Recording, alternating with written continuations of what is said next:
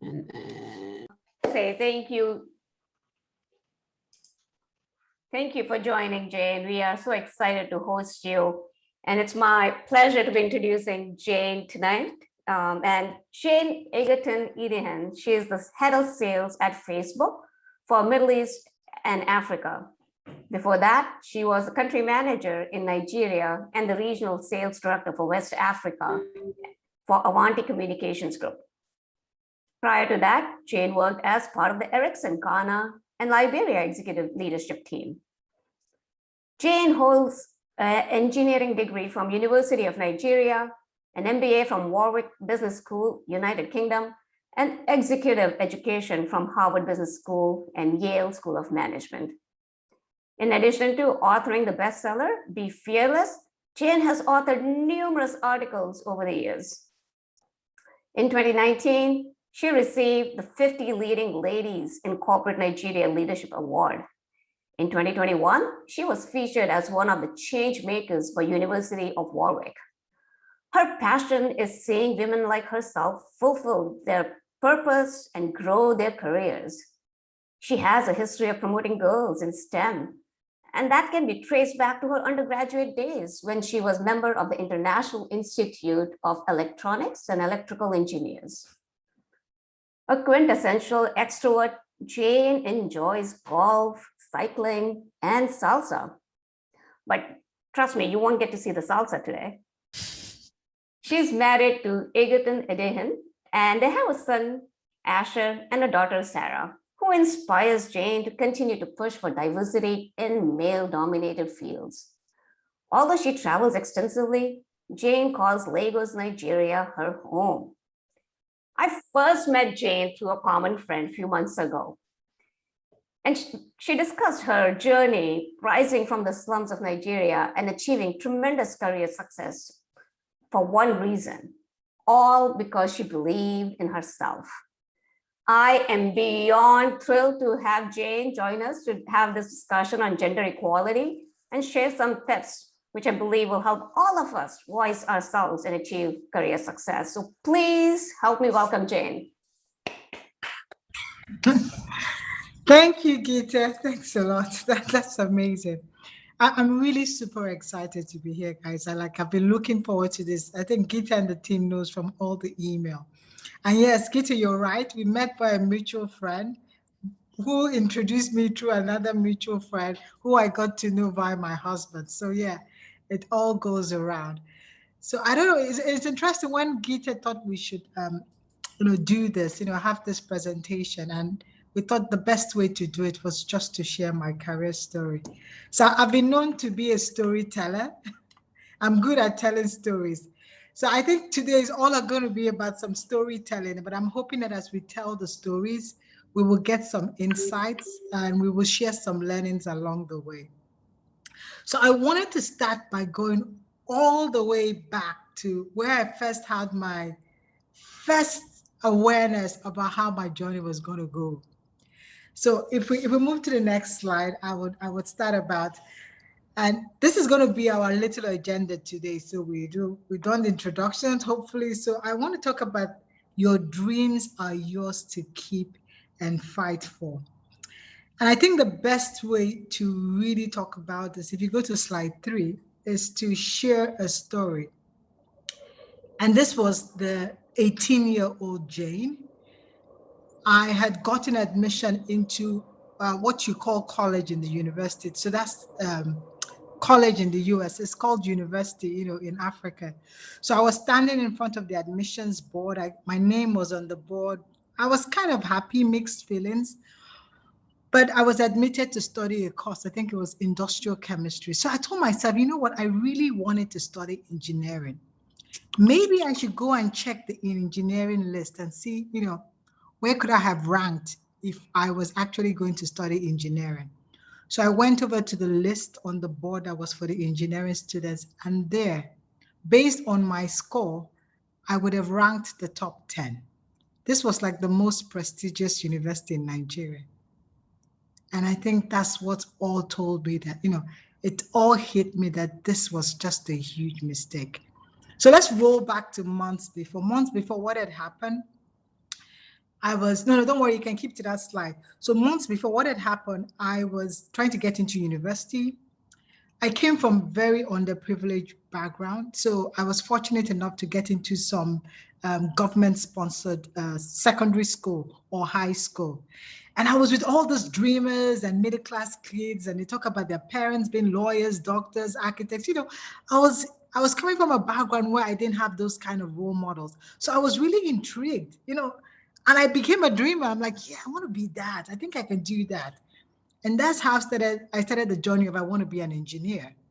I was so passionate about it. I worked hard towards it. I could see myself about doing engineering. But each time I came home, the more I shared that, a little bit is chipped away. You get comments like, oh no, that's for boys. Why do you want to do that? Can you compete with the boys?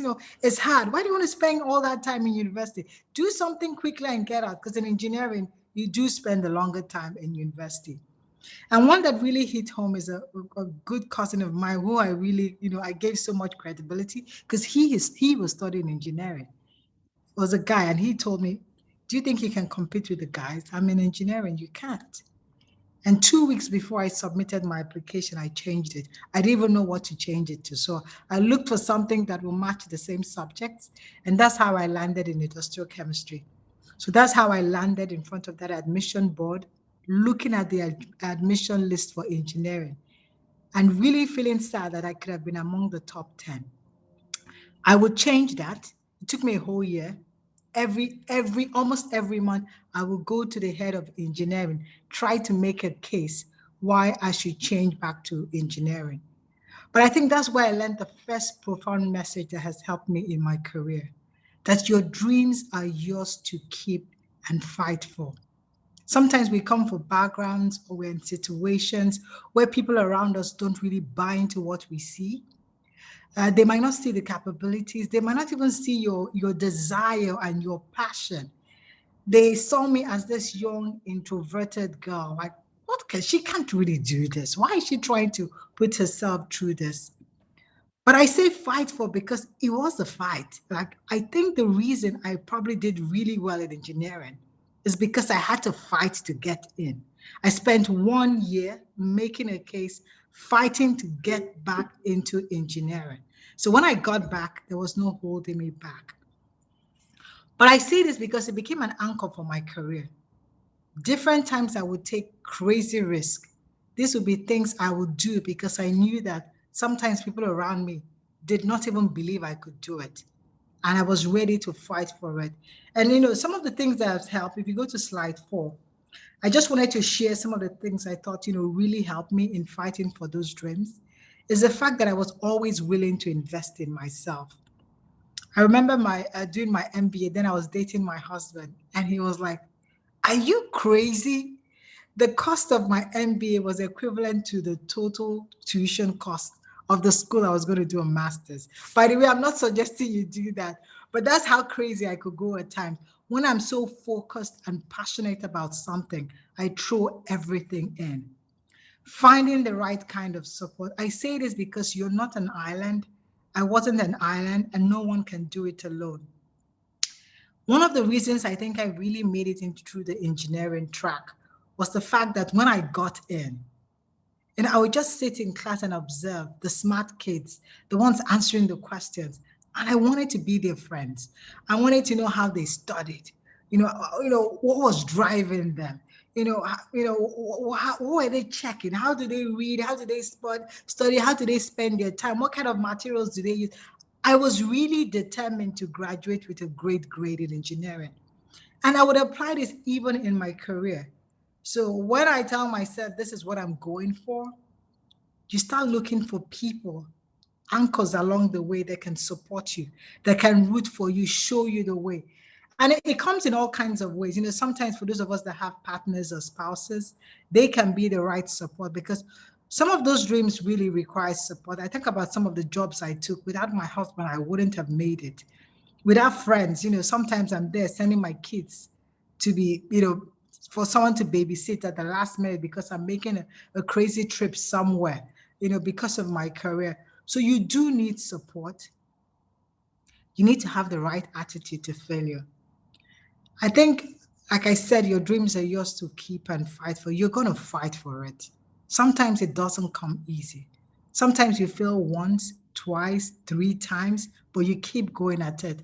So I think it's the attitude that keeps you, when you go for that job interview and you don't get it the first time, when you send in that email expecting a certain response and you don't get it, you probably get a backlash or you get the wrong attitude. What really keeps you is the story you tell yourself, the attitude. If you think, oh, I failed at this, like really, I did this presentation, I didn't even hit it. You know, I made that case and nobody bought it in the team. If you see yourself as your failure, you probably won't be able to go at it. So most cases it's just that ability to go at it again. I've had jobs where I've done the same cycle of interviews 3 times, just trying to get to an track for management. So I'll say have the right attitude. I see it as a way of failing forward. Feel the pain. I won't say don't feel the pain because I do feel the pain. When you get pushbacks, when you don't achieve what you want or goals you've set, you really feel sad. Feel the pain, but give yourself time and say, okay, we're done doing that. Let's hit the road. Have a spirit of gratitude. I say that because earlier on in my career, I think this is one of the things I struggled with. I was really hard on myself, very critical of myself. Why didn't I get this? Why didn't I achieve this? These are the goals I set. Like I spent more time criticizing myself, feeling sad for myself. And that's one of the things, when you ask me, one of the things I could have done differently was probably be less anxious and manage my anxiety. But I had a mentor. That's one of the things he taught me earlier on. He used to tell me, at least the method he told me was keep a gratitude journal. Because good things do happen. There are days that you're really on par. There are days you're doing excellently well. There are days you get that lovely email. You get that interesting note, a thank you note, or somebody says something. You need those energizers. So if you want to keep a gratitude note, I think these days what I do, I used to do that quite earlier in the career, but this time I don't. But I do try and spend time to reflect, maybe late in the evenings before going to bed. And like I tell my kids, think about 2 or 3 things you're grateful for. And I think that brings back the energy because when you're in a positive space of mind, I think you can see more opportunities. But I think that would take us to the next thing I really wanted to talk about because I know we got 20 minutes before we go for the questions. It's the second milestone, which I thought I would love to share with you. I didn't create this one myself. Someone actually told me. I'm back to the story of trying to get promotion. I had this job I was going for, and I think this was like about 15 years ago. I'd gone for it like 3 times, and then people would tell me you did so well in the interview, you were so good, you're a strong candidate, but I didn't get the job. So it didn't make sense. Everybody was there, the interviewers and the HR, but I never landed the job.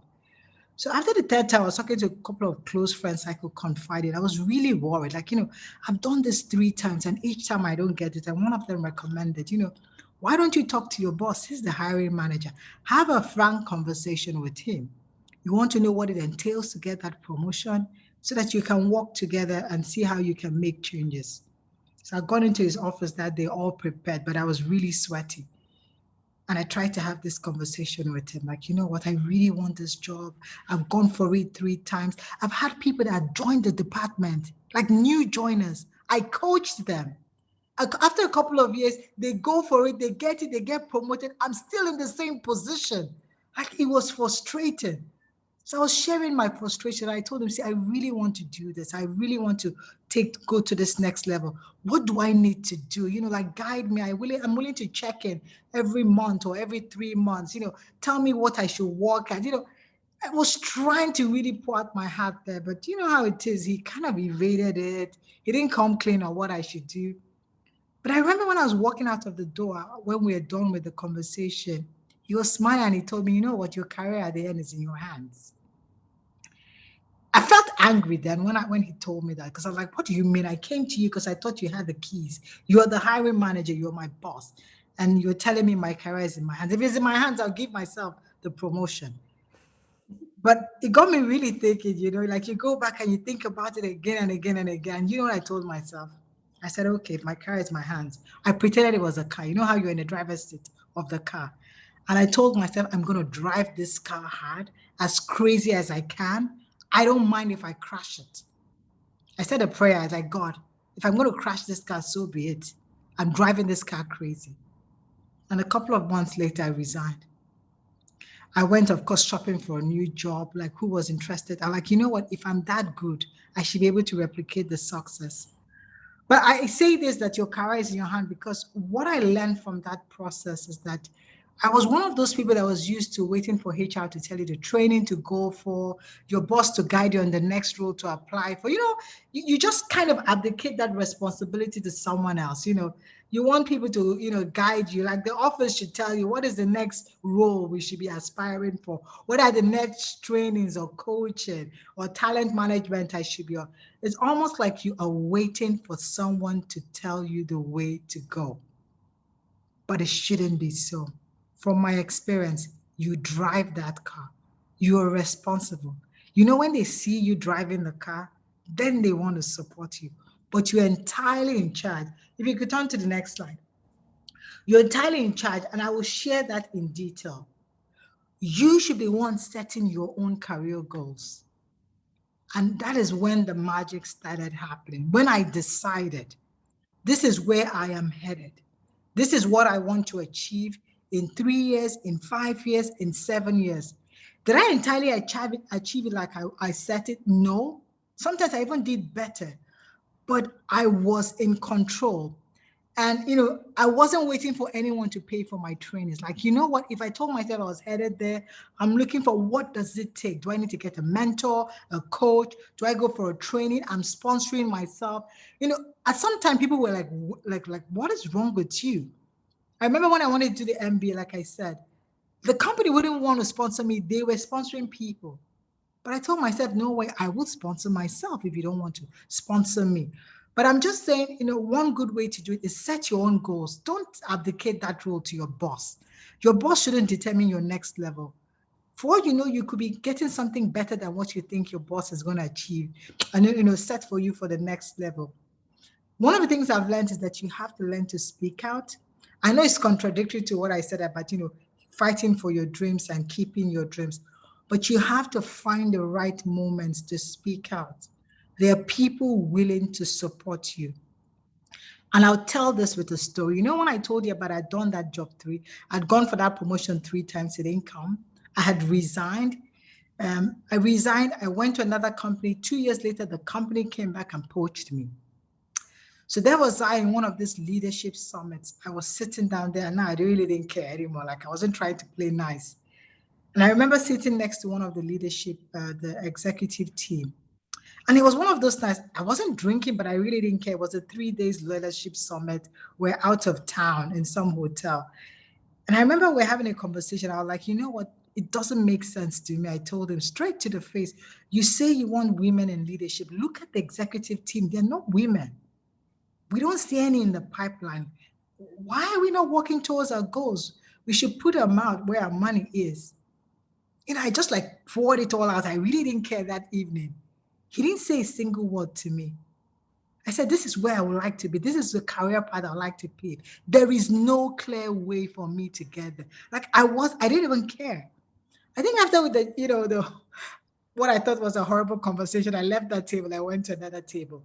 A couple of, I think it was maybe a half an hour or so later, he came to the table where I was. He said, Jane, I was listening to that, you're ranting. You said you want to be in leadership, isn't it? Go up to that guy. This is the position he has open. I need you to talk to him and share your skills with him. Sell yourself. And I'm like, when he said it, I was shocked. I went to my room that day. I felt really dirty, sell myself to him. What do you mean? Am I a product or what? Why should I be selling myself to someone? You should know my track record. They should know what I've done. I felt confident, like most women, that people should have seen my track record. I shouldn't be reminding you. But, I gathered myself the next day when we're having all those dinners and whatever. I found time again, nervous. I went to this guy he directed me to, and I started a chat. I said, hey, you know what? I heard you might have a position open, and I wanted to let you know that I'm a good candidate. I might be your best candidate for it. And this is why. And I went on, and I was so nervous. I probably ranted for half an hour. he told me like, you know what, I agree, but you know, the position might be filled, but I would put that, you know, I'll consider you and I'll keep it in mind. So I went back to the first guy that sent me to this guy and I told him, why did you send me to that guy? He told me he already has a candidate. And this guy told me, no way, he doesn't have a candidate because his candidate is my mentee and he's not taking the role. We all know that. So this is why I'm saying, tell the universe. There are people out there probably observing you, people that like to mentor you, sponsor you, but it's to find the right audience, especially when people that have access to what you aspire or what you're desiring to get. You know, when you have those little coffee chats on the corridor, because some executive or leadership is in team and you're part of the work he's doing, tell him. And if you will be love to be part of a project he's doing, tell him as well. Tell the universe what you want. Take risk. I think me that day was really speaking to that guy that day and really pouring my heart, was taking risk. I think the usual Jane, I'll just try to mind my business. I don't want to rock the boat. Like, you know what? I've done this interview 3 times. You guys didn't get me. You know, you don't want women in leadership. Why is that my problem? But you take risk because when you do, I kind of find that you get help along the way because we all need help along the way. And help doesn't necessarily come in the manners you see. So let's break it down to what I think help could look like. So that was the second day of the conference. On the third day of the conference, I remember, like most of us ladies would do, you know, I show up at the conference. I went right to the back with my group of friends, some ladies, we were laughing at the men all in front, and we're going to do a little gossip while they do the presentations. And this guy called me from all the way from the back. So I thought maybe he wanted to ask me a question. So I walked to the front and he said, no way, you're sitting next to me. And I'm like, no, I don't want to sit next to you, like in front of this whole auditorium, like really facing the podium. Like, no way. I don't want that kind of visibility. And he said, no way, you're sitting here.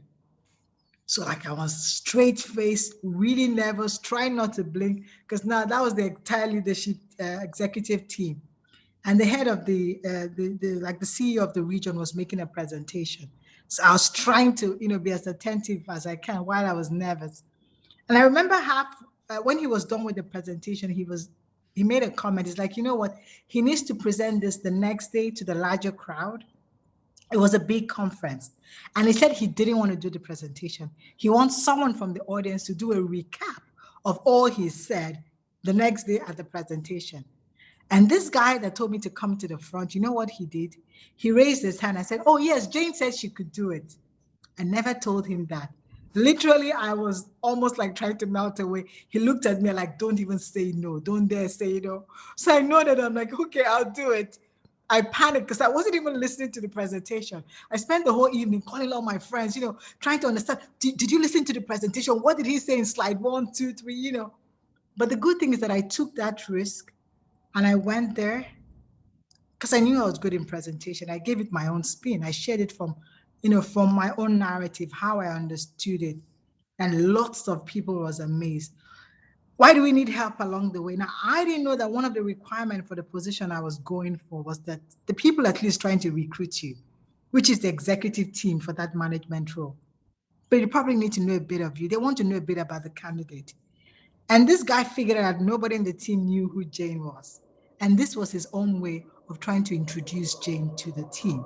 Now, I didn't know that. I thought you do your hard work, your smart work, and somehow everybody will find you and they will promote you. He knew that it was more than doing your smart work. You have to learn to share it. Most times, the people that need to know about that work don't know about it. So you will definitely get help along the way, but you have to take risk. And I want to go to the next slide. Hope we're not running out of time because I would love us to ask questions. I really would like to have an engaging session. So I want to really round it up with something else. I was really thinking about this presentation. I know we don't have so much time to talk, but I thought this is something I would like to leave with you because it's also something that's helped me along my career, is to play to your strengths. I don't think there's one key or one method to climb the ladder, achieve your success or your career dreams. I think there are many paths to it. But I think what I have found that has really worked is when you play to your strengths. Think about it. If you're good at something and say naturally it's 7, With a little bit of effort, working more on your skill, you can hit a 9 or at a 10. There'll be very few people that can compete with a 10. But if you're at a 3, you can work hard and hard, you land at a 7, at a 5, maybe 6, worst case. You will never get to a 9 or a 10. So it's important you play to your strengths. And I have done that time and time and time again. One of the things I first faced when I moved into sales was the fact that people thought, oh, she's a lady. I remember even my clients, they didn't even believe, like, when I showed up, I was sent on a remote assignment to another country in Ghana. Like, some of the executive team wouldn't even see me for months. They're like, why did they send us this young lady? Can she do the job? We needed someone. They had all these biases in their head. And I was there working hard, trying to make sure I could turn this around and prove them wrong. But I do like what I've always done. If you don't like the rules, I've learned to change the rules. Now, in my field, people think to close a major deal, we have to do it at the bar, we have to go drinking. I'm not saying it's bad to go to the bar or drinking, but I'm married, I've got kids. I cannot be at the bar with you till 3 a.m. I've got kids to send to school the next morning. I've got homework to do. But what I've always done was play to my strengths. One of the biggest deals I closed, up to date, I think it's still the biggest deal I've closed ever, was because I was a woman. I found out that the client on the other side was a woman. And while everybody was trying to take her out for dinner or lunch to have those business conversations, I realized that she didn't want to. So one day I told her, do you want our kids to go on a play date? She's like, yes, that'll be fun. Because I overheard her on the phone talking to like her cook or nanny about what to make for dinner. And I'm like, oh, it sounds interesting. I would like to watch you cook. You like cooking? And she said yes. And before you knew it, I was the only one showing up on her kitchens at weekends. Stuff like that. These are things natural. People would think that no way, it wouldn't work for you. You're a woman.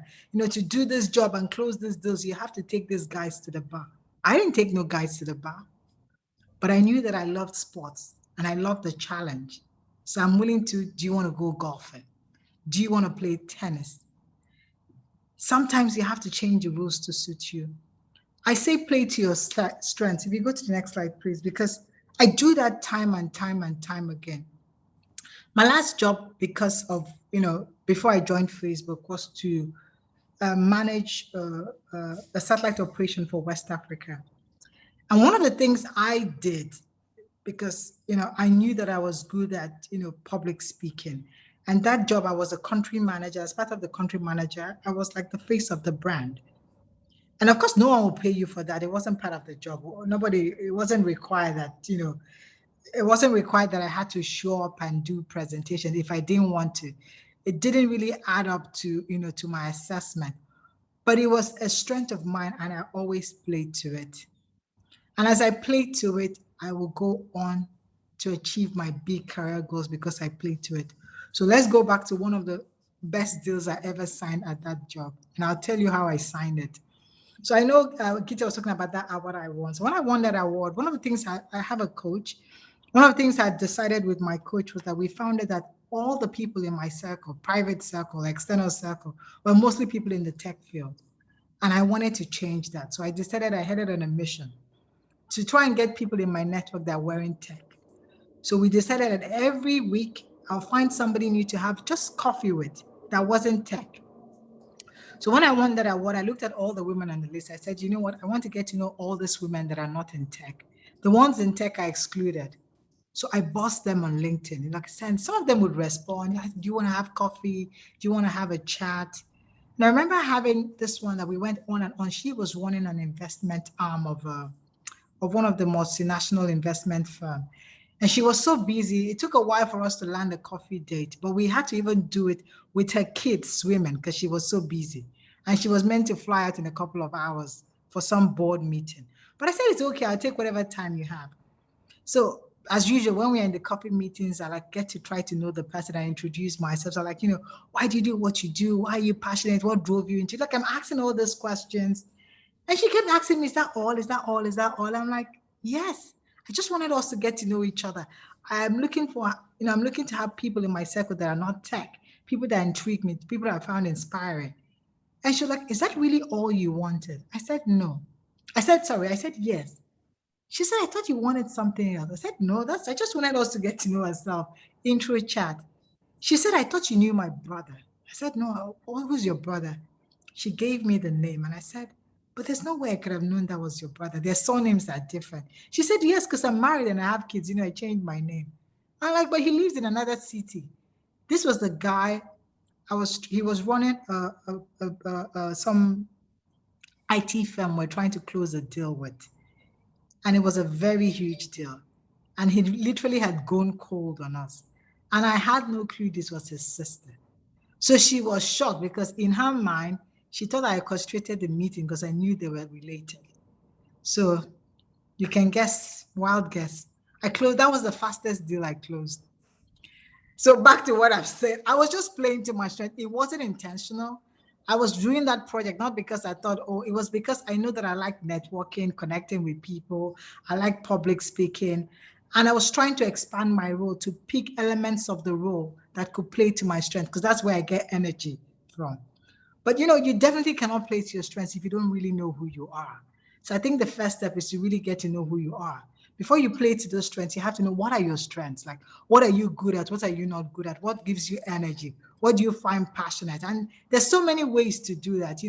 There are coaches, there are tools, software tools, assessment tools that help you do that. So I think it's a good step to go through. Also remember that you're also evolving. Like each day I find things about myself I didn't know. So it's almost like a process that evolves. You get to know yourself better and better and better.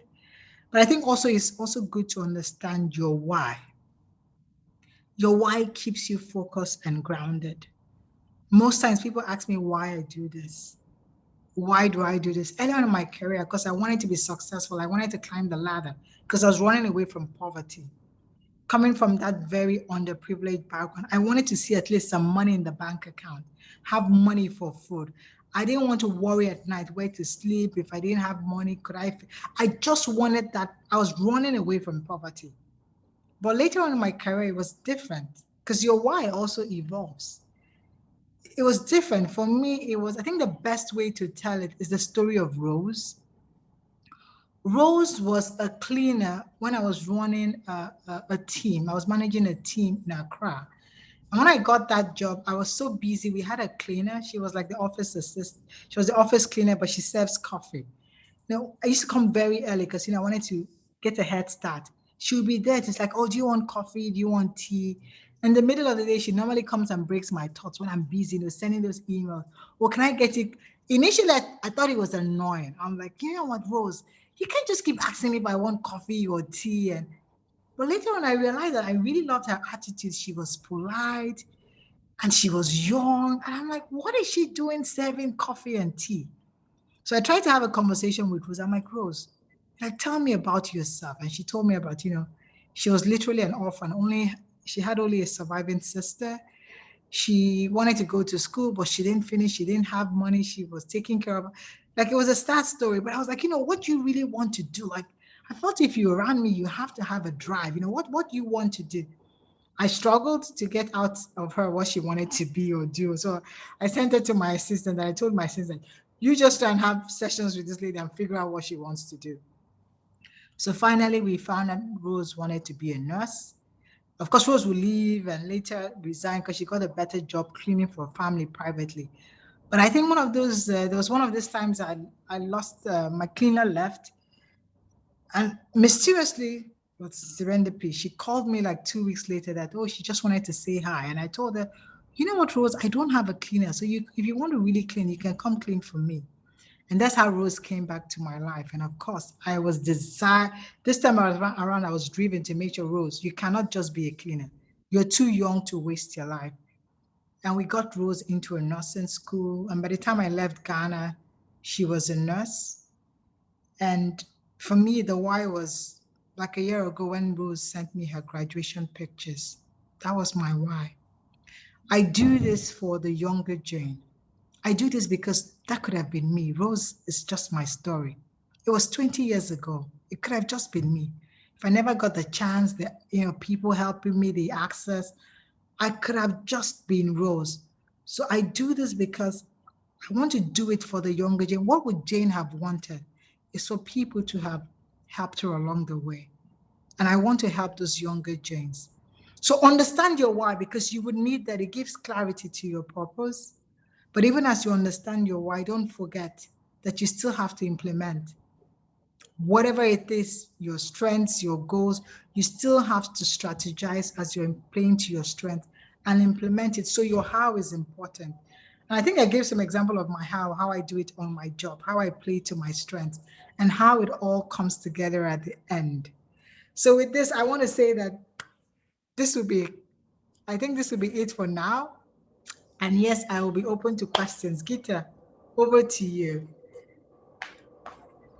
Thank you, Jane.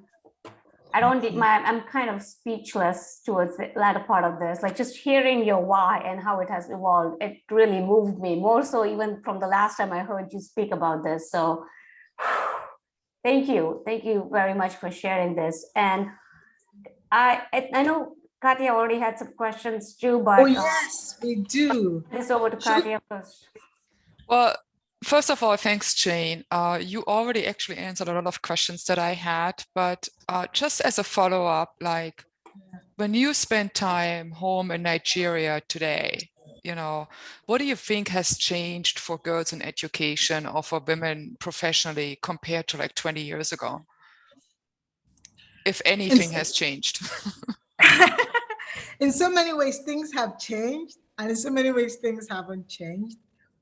I think there's a bit more awareness. Think about it. When I studied engineering, in a class of 100, there were only 10 females. In so many ways, that hasn't really changed, but there's more awareness that, women can also study science and engineering.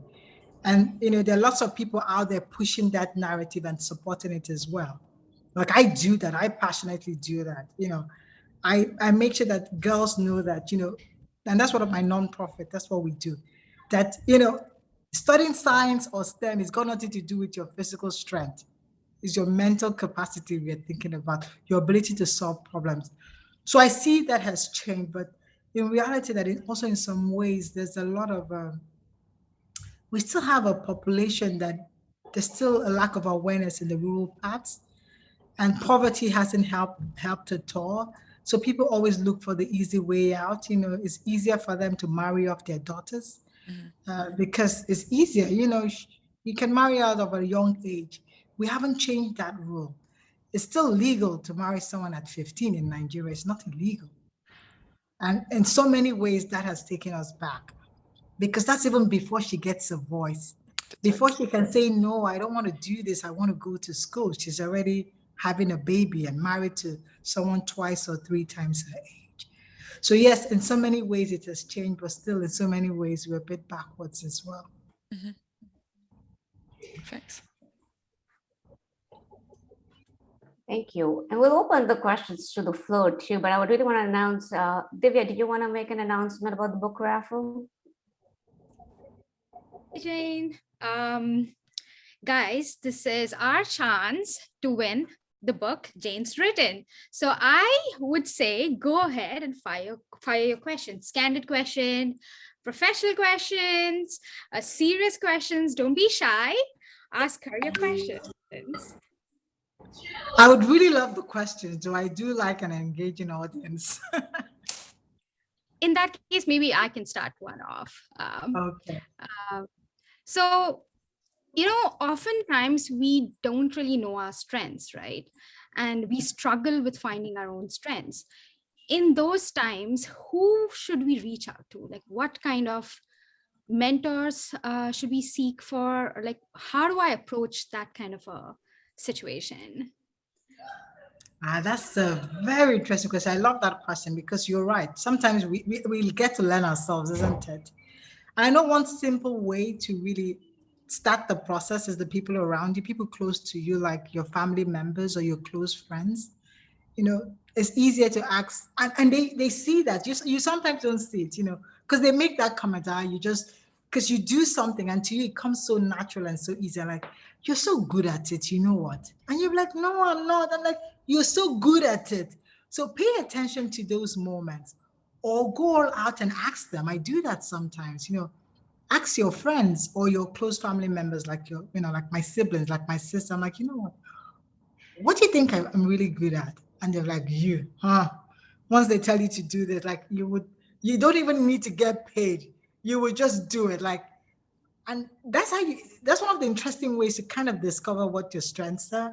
Because those are things you do passionately. You don't get paid for it. You don't have to be convinced. You're always looking for an opportunity to dive at it.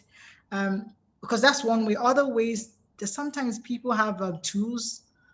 Coaches do have them, but there's some kinds of assessment tools, you do like a SWOT analysis where you're looking for your strengths, your weaknesses, because in your strengths you find opportunities, and your weaknesses, those are the threats you have to manage. So you could do that, and if you do have the willpower, you can actually spend time reflecting. And I did that. It could take months. So what I did it like that was earlier in my career. That's one of the ways my mentor taught me. I took different parts of my life and I thought about, when it comes to finances, what am I good at?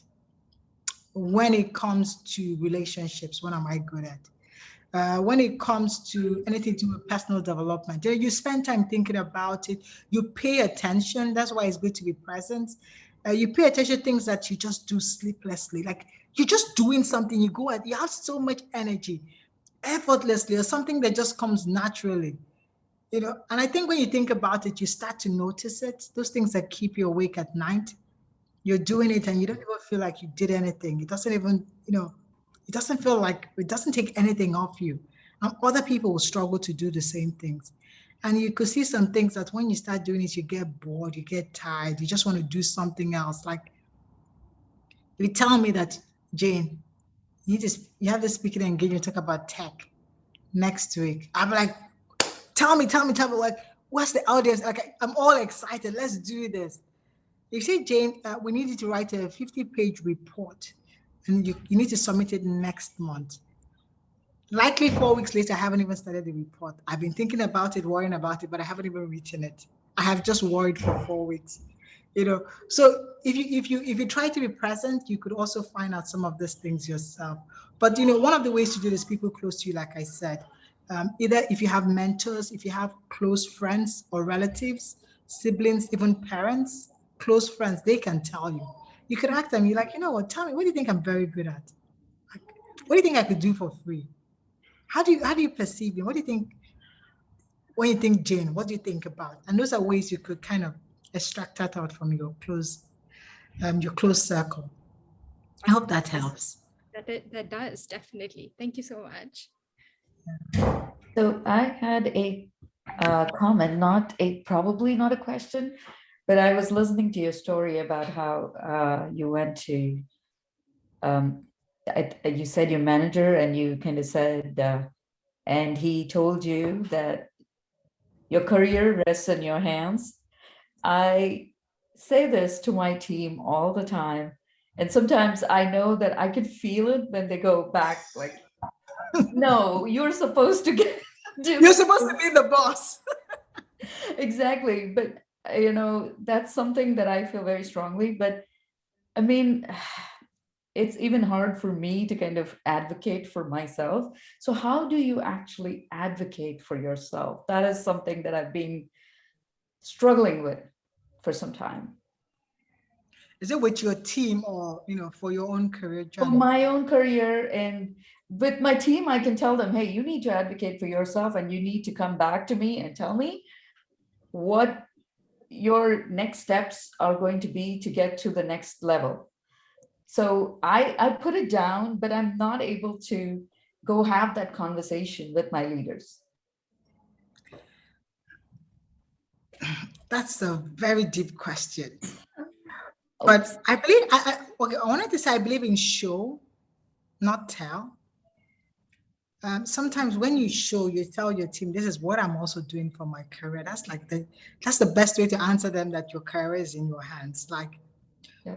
But it's also important, we know as women, and that's one of the things I want to talk about, getting help along the way. It's not necessarily mentors. You need sponsors.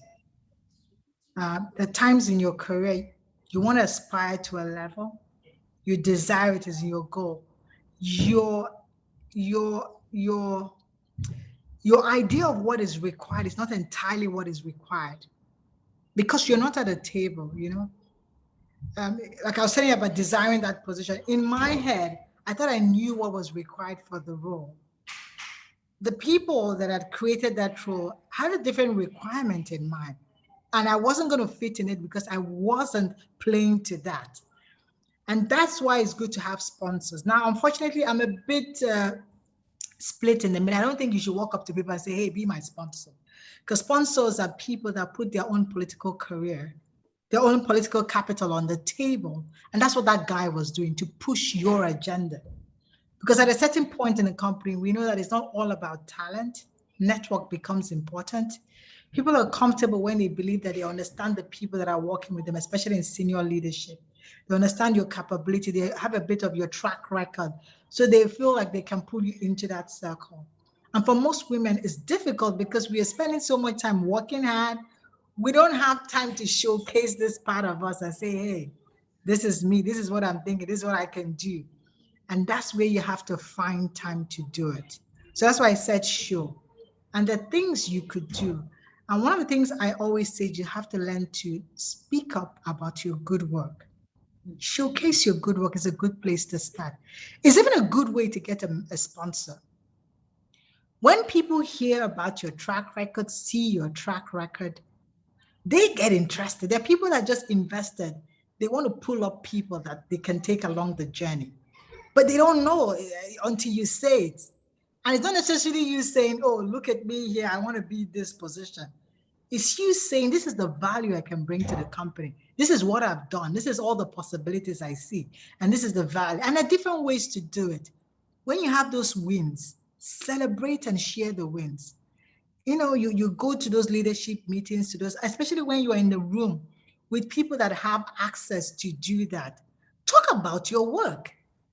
Use it as an example. Yeah, we're in a meeting, we're talking about like, so like when I did this and we achieved this and this was the return on revenue, this is what I learned from that process. And that's why I'm passionate about this we're sharing. And I think it's possible because I'm looking at, talk about it. Because for most women, you've already done it. It's not bragging. But we are so shy about talking about it. And I think that's the first place to start. Don't hide yourself in meetings. Don't hide yourself when you're in those rooms. Speak. Like, say something, ask a question, get noticed for all you care, but say something, share those, because a lot of time it's the thought process we are looking at. People are like, oh, she can think that way. We need her on the team. Maybe she should be the one we should be sending to Zimbabwe. If she's thinking that way, she can help us with that opportunity. Because that is how most times I've been found. I've never really gone to someone and say, hey, you be my sponsor. People have just picked interest. And it comes in all kinds of manners. So I say most times they don't know until you share. You know how leadership is in town. And all you do was sit down in the crowd like everyone. What's wrong? And when you see him by the coffee machine and say, hey, it's good to have you in town. I know you're only here for a couple of hours, but I loved what I read about in the newsletter last week. It just speaks to something my team and I did last month. And did this, and this is what we achieved, and this is what value, and that's why I'm really passionate about this company and the core values. I see myself as doing great things in the company, especially taking more responsibility. You really haven't told this guy that being my sponsor, you just told the guy, this is me, this is what I'm thinking about, this is what I can do, this is the value I can bring. And those are the kind of things you have to, and that's like selling yourself without selling yourself. Men are very good at it. Like they go straight ahead. They don't even mince any words. They're like, I'm the guy for the job. You should be recruiting me. I heard you have an opening. And I think we should do more of that. You should see people in leadership pique an interest because of their track record, because of their experience. Drop them an email and say, hey, if you have any free time, I'd like to have coffee with you one time. I just want to chat about your career journey. I find it inspirational. I think there's so much to learn. You do that and say, you know what, these are my goals. Hope you don't mind if I can check in with you once a quarter again, just 10 or 15 minutes with your time. I can book it with your assistant if that's okay. I doubt he'll say no. Sometimes you find synergy and it becomes like a normal routine, like every quarter we are checking in on each other. And before you know it, there are people rooting for your case. You need people speaking about your work in the room. Because at the end of the day, when they're all in that room trying to make a decision, if nobody knows Radar, nobody knows Gita, it's tough when you're brought out as a candidate. They're like, I don't know her. What has she done? And everybody's looking at your resume. What you want is people in the room speaking. Oh, yeah. I know her. The last time I was in Zimbabwe, we were on that panel together and she was talking, an interesting lady. I liked her people. Oh, yeah. She told me about her project. The last time I went to her office, she was talking. Oh, she mailed me the last time. She was interested about something I did. And people should talk about your work. Yeah, but Jane, I mean, there was a very good conversation in the chat where Yeah. Mia was asking that, how do you, and it's true, I am an introvert. So as an introvert, I'm very quiet sometimes and I don't speak up in meetings. So it's putting me out of my comfort zone, of course.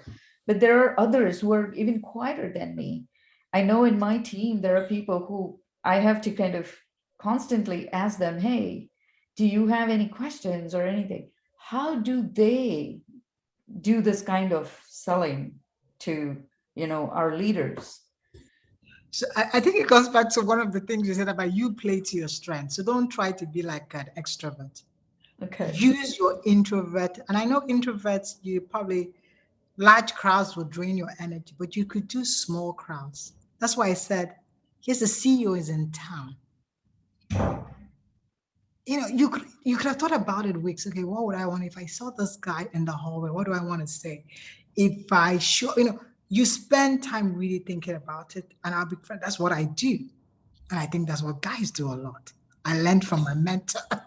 So you find a time by the coffee machine, he's by the photocopier, he's talking to someone, you say hi, or you are in a meeting. If you can, you try and make sure that your voice is heard, but you've gotten time to prepare. And I know if you don't like large crowds, then you look for situations when you get a smaller crowd. And sometimes if you decide you do have an opportunity, because I remember once that head of the region was coming to my own part of town.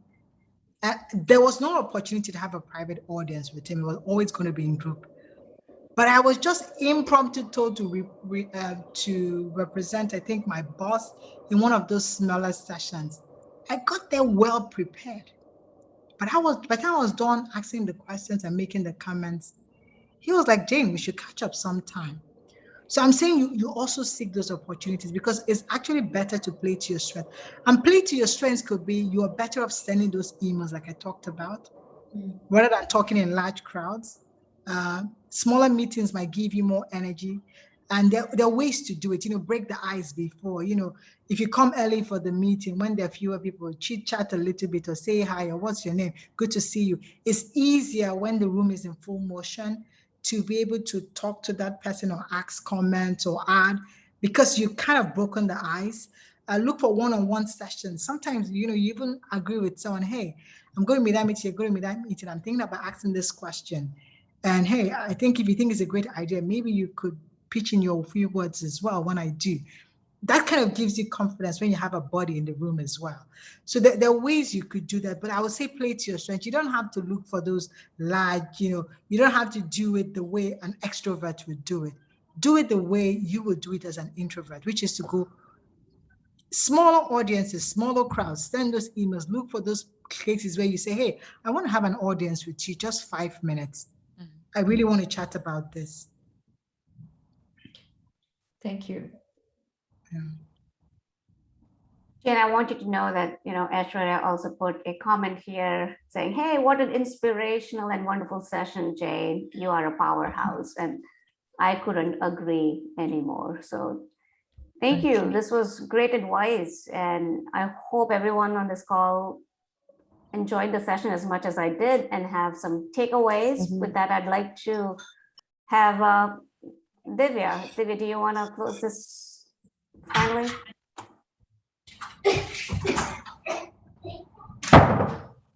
Maybe not.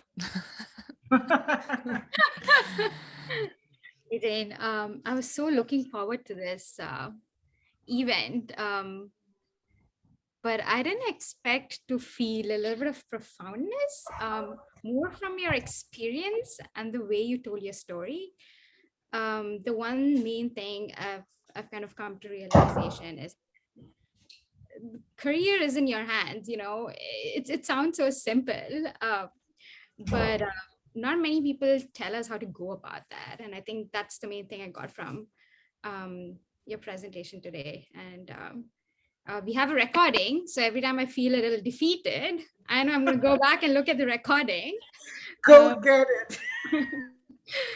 Thank you so much for giving us your time, your experience, your knowledge.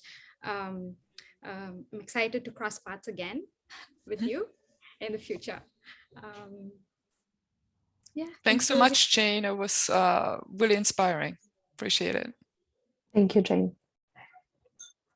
Thanks, guys. I really had a nice time. Just like I said, this is my why. I want to keep the door open and make sure there are lots of us at the table. So thank you for the opportunity to.